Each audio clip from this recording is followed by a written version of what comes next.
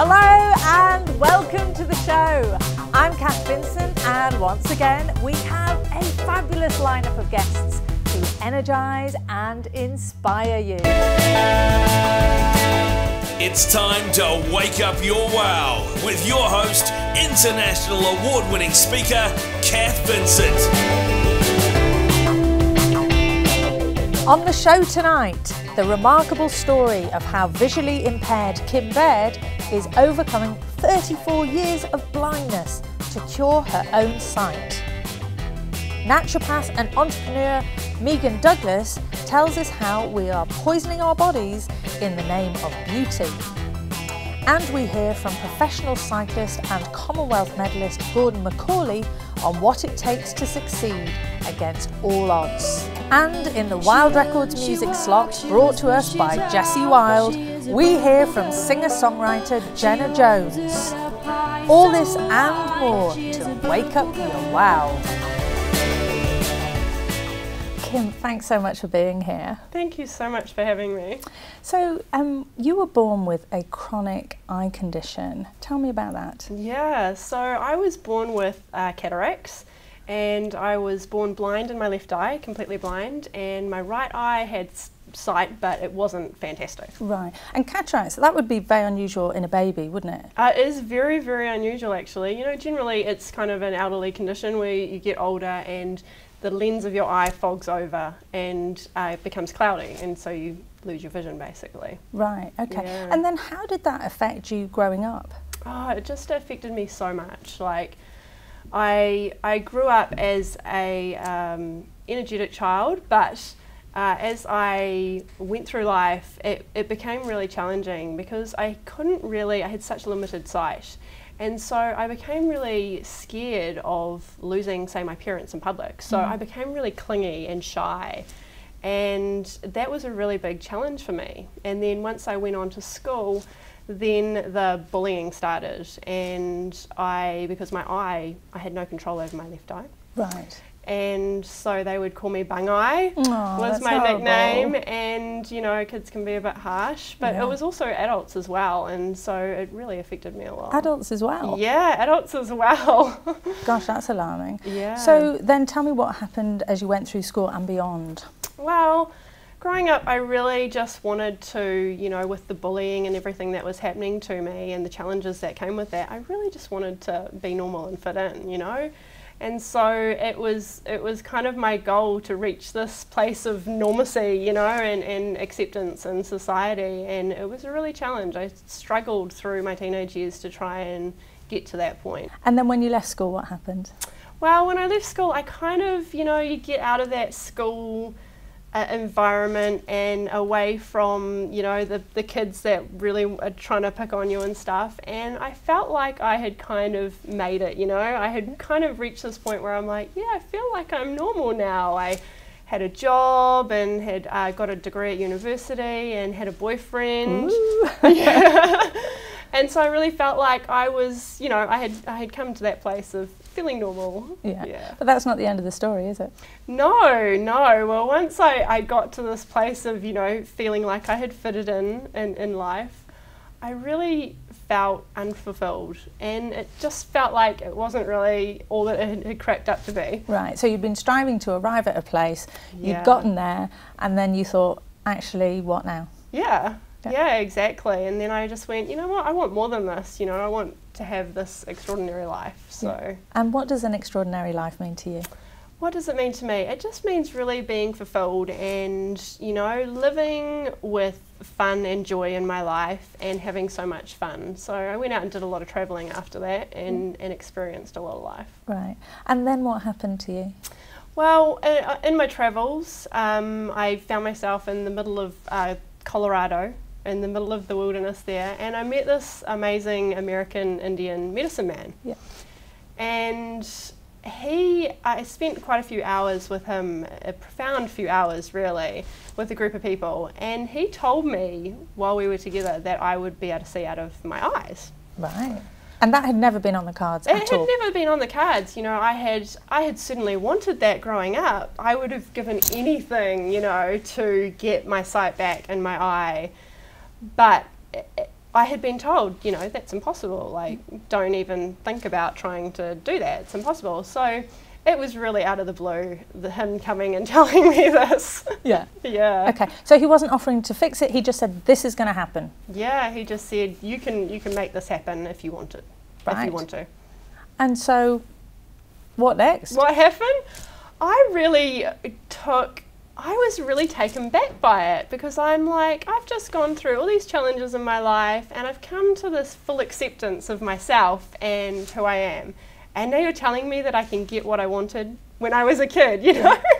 So to me, I was just like, oh, whatever, like, I don't need this. And so I really just put it in the back burner and didn't really think about it at all. Right, it was an unsettling thought, so you put it to one side. Yeah, exactly. Until 10 years later. So 10 years later, a few months ago, I started getting this really strong feeling inside of me. And I was just like, you know, remembering back to that experience with the American Indian medicine man, and just the strongest feeling of like, you need to heal this eye. Right. So and be able to see. What is that feeling? Is it intuition? Is it what's the feeling? Describe it to me. Yeah, it's just a strong intuition feeling. Yeah. Yeah.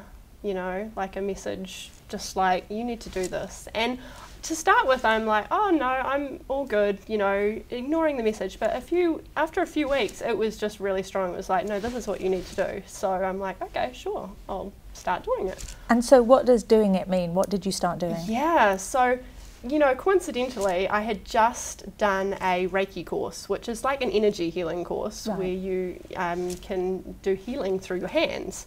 So it's a hands-on energy healing. And so I thought, oh, well, this is the perfect time to test that out. Yeah. And so I did a little bit of that, and I'm also into doing affirmations. So I did a few little affirmations of, you know, like, I can see clearly, and some visualizations as well. So like really visualizing the lens of my eye becoming clear because it's completely fogged over.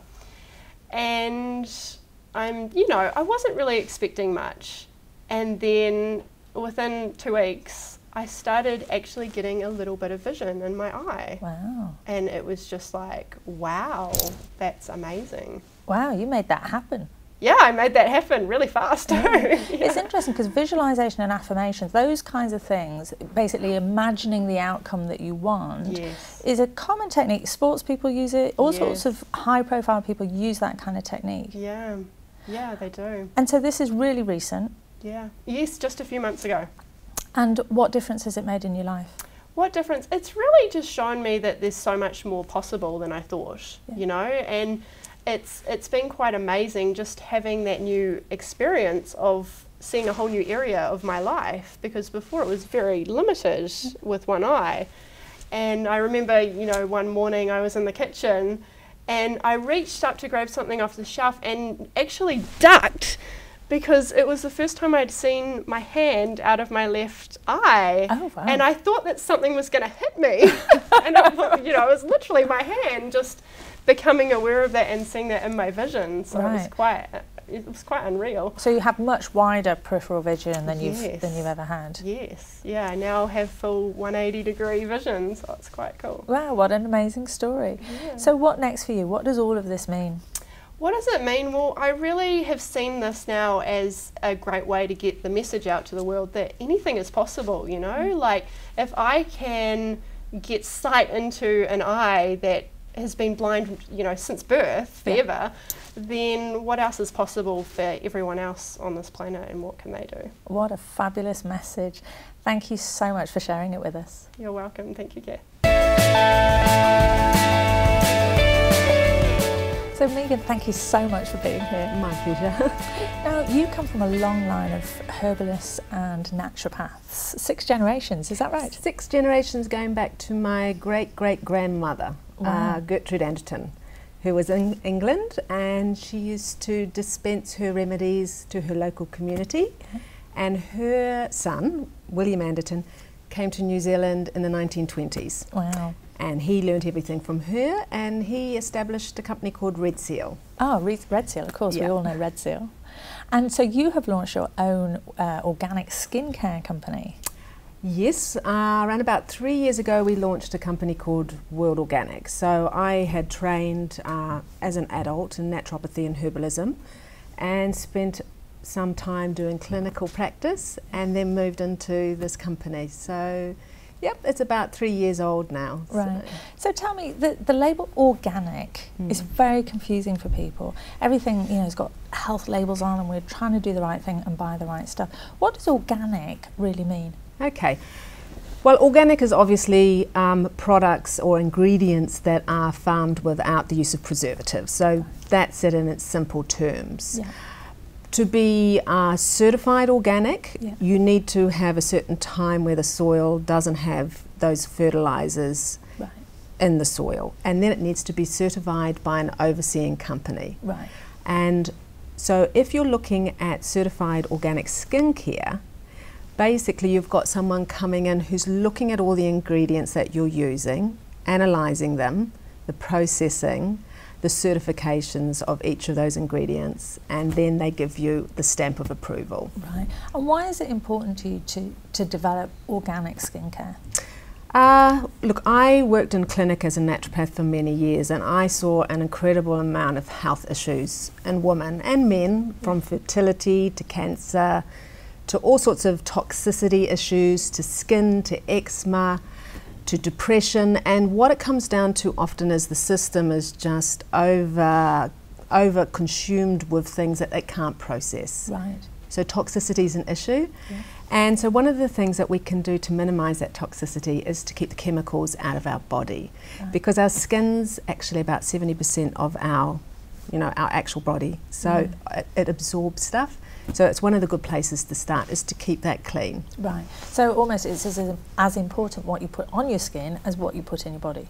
I totally agree. It's as important what you put in your skin, because it's actually like, and it absorbs. Yeah. And I don't think people realise that. But if you've got nicotine patches, for example, the reason that they work is that your skin's absorbing what's being put in. So I think that's the first wake-up thing. Know that what you put into your body is going to actually, quite a large percentage of it is actually going to absorb into your bloodstream. Yeah. And actually the labels on skincare are really confusing. If you look, they're full of long words. Yeah. What advice can you give people about judgments to make when reading the label? Look, it's a really tricky one because, they're really, really complicated. And actually, in most skincare products, I'd say about 95 to 99% are synthetic chemicals. And you can't be a chemist. You can't walk around with a book.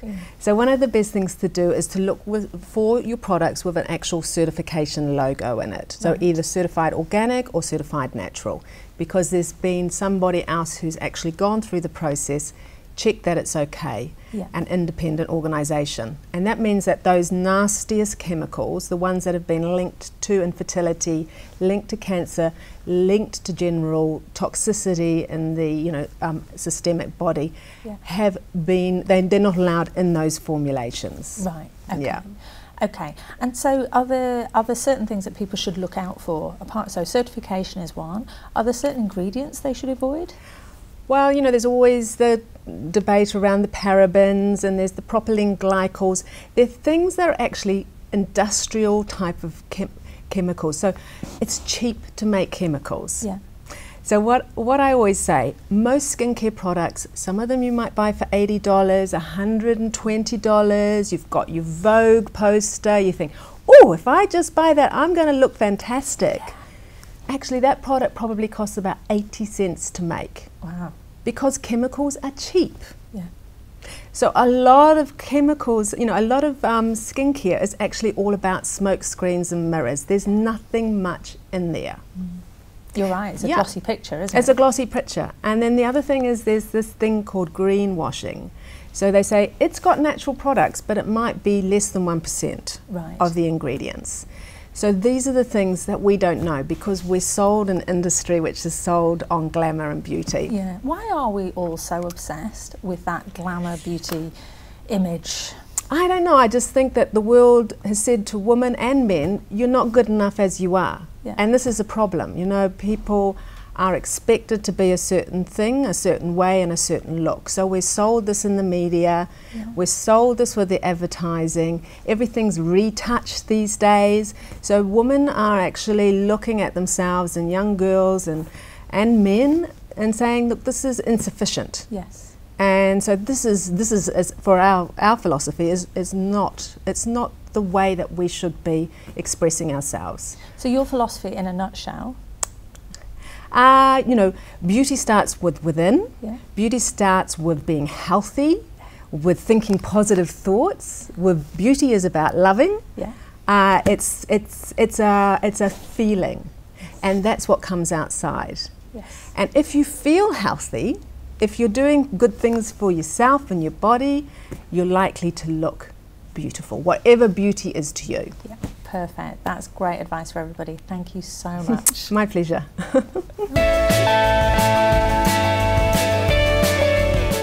Gorden, thank you so much for cycling in to see us. Did you cycle here? Not today. Have you seen the weather outside? No, it's shocking. So you would be New Zealand's best known cyclist. You've been a professional cyclist for almost 15 years. Tell me how you got started. Pretty much when I was at school, I played soccer and cricket and badminton and tennis, and I was pretty lousy pretty much at all of them. And the people that brought me up, I was brought up by foster parents, and they were into cycling, and their family was into cycling. And a notice come around school one day asking for volunteers for a race, and I had a 10 speed, so I pitched up and ended up racing that weekend. Oh, cool. And how did you do? I got last.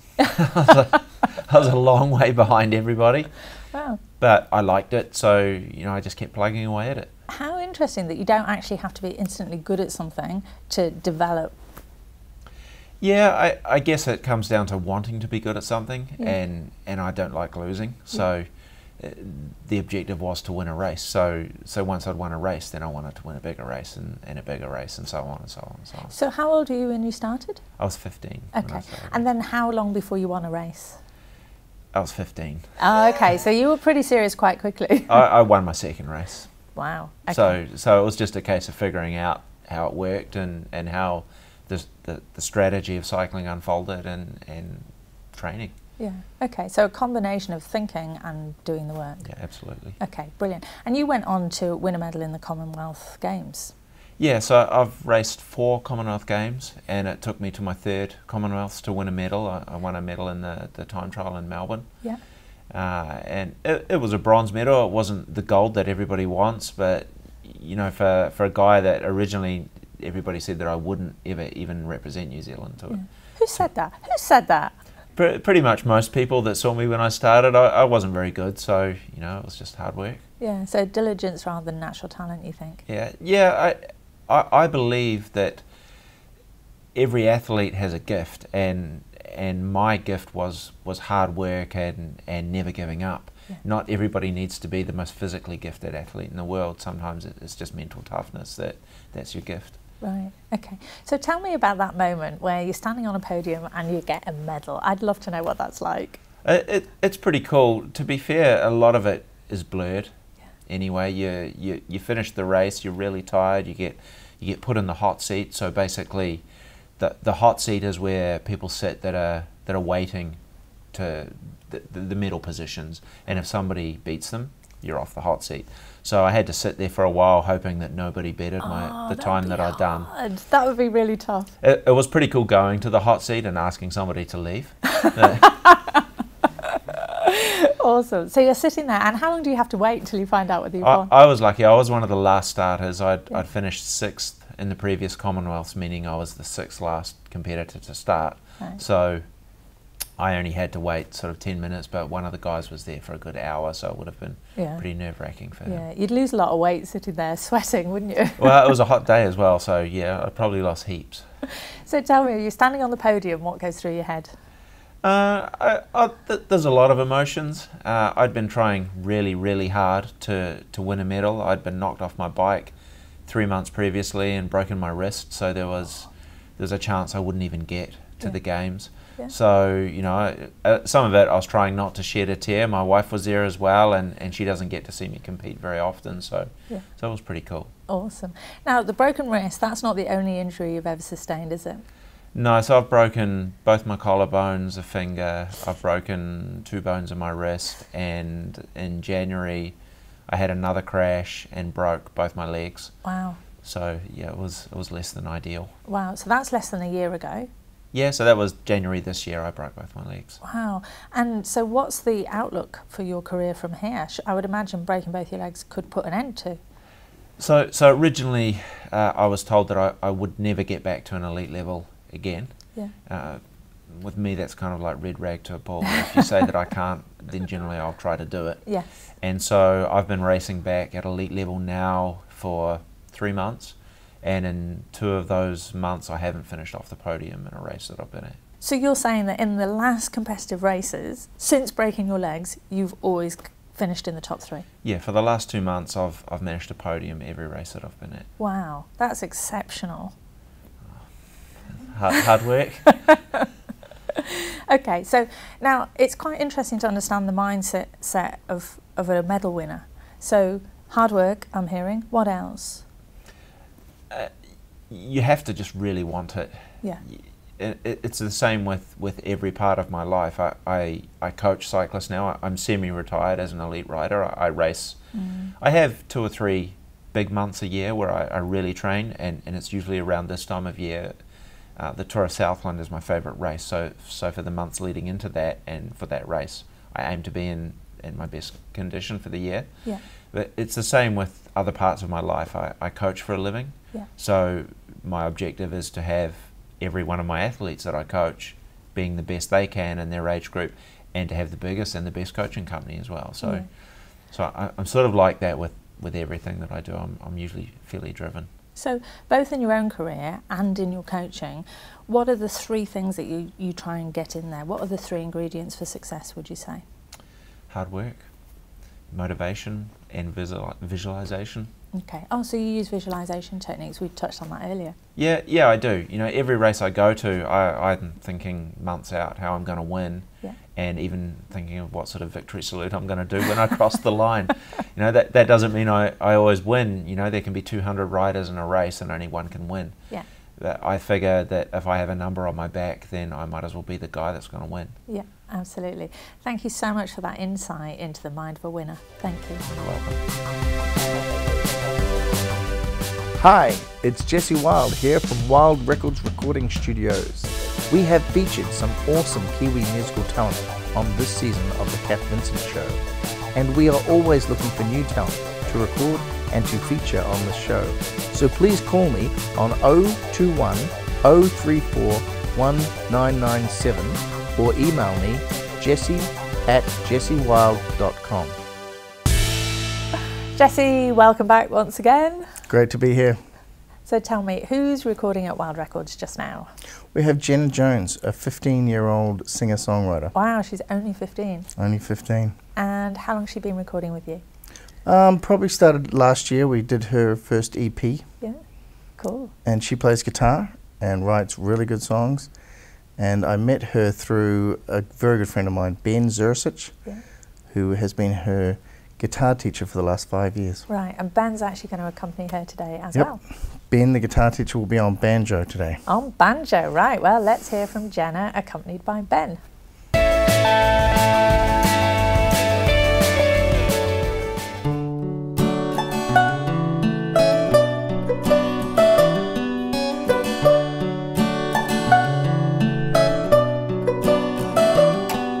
She runs, she walks, she whispers, she talks. She is a beautiful girl.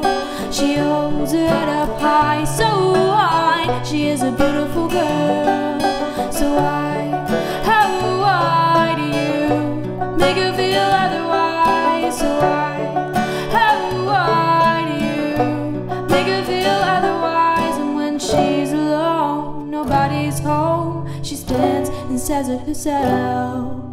When she's alone, nobody's home, and she cries for your lies, and she grabs out her guitar, and she plays to the beat of her heart.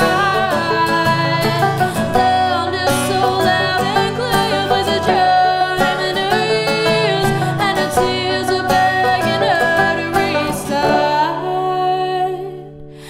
she strums to the beat of her heart.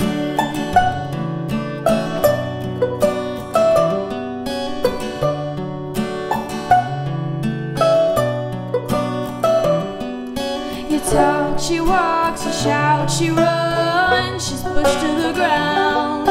She cries, she sprints and you chase like it's a stupid little game. So why, oh why do you make her feel otherwise? So why, oh why do you make her feel otherwise? So she grabs out her guitar and she plays to the beat of her heart. Sound is so loud and clear with the drum in her ears, and her tears are begging her to restart.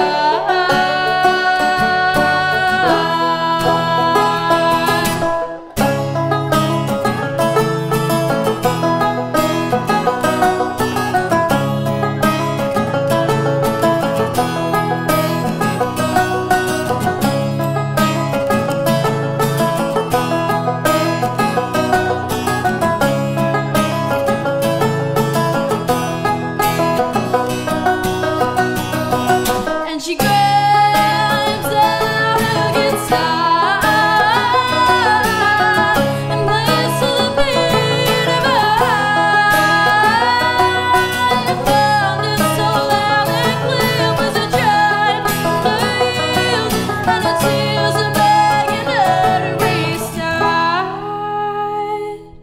as she strums to the beat of her heart.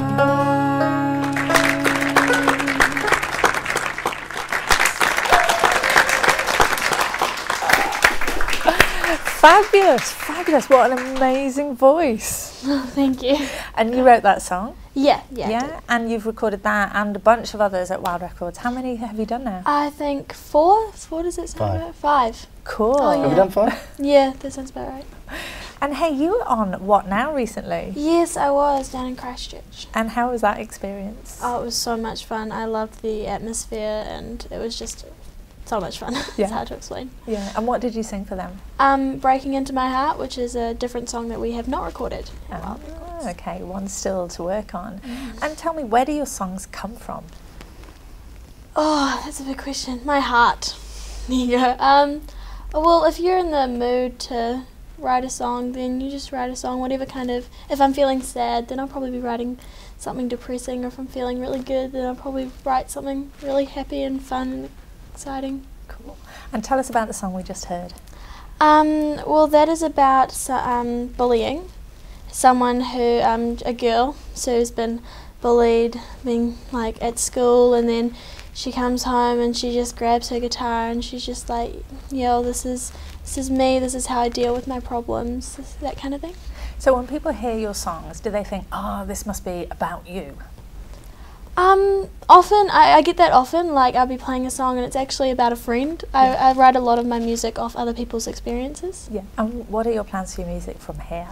Well, at the moment I'm just taking a bit of a breather, kind of doing whatever gets offered to me, or striving for things like this, like with the What Now and things, and just writing, you know, just spending a good couple months just writing music. Yeah. And you're still in school, aren't you? Oh, yes. And you should be there today. I should be there today, but I'm not. She's sick today, everyone. Yeah, sounds bad, yeah. So, Jessie, tell me a bit about the process of recording with Jenna. Well, it's been a really enjoyable process. We get Ben on guitar in one room and Jenna in the other room singing, and she's one of the only artists that I've ever had that pretty much nails her vocals first time, every time. That's impressive. Yeah. That's a real skill right there. And how have you found it, Jenna? I love it. I love recording in the studio. He just brings such like a fun, kind of relaxed, kind of this is what we love to do kind of atmosphere. Yeah. You know what I mean? Yeah. Jessie, I really love it. Jessie is fun. Well, I think you get the best out of musicians when they're relaxed and having fun. Yeah, absolutely. And that's absolutely, and that's how I like to record. So, being a musician myself, I know what it's like having a bunch of microphones stuck in front of you and a bunch of people staring at you. So if you can make it fun and relaxing, always get the best out of every artist. Yeah, brilliant. Well, you did great today. Thank you so much for joining us. Thank you for having and me. our thanks to Ben as well on banjo today. My thanks to all my special guests, to Kim, to Megan, to Gorden, to Jessie Wilde, and to Ben and Jenna. And until next week, don't wait to wake up your wow.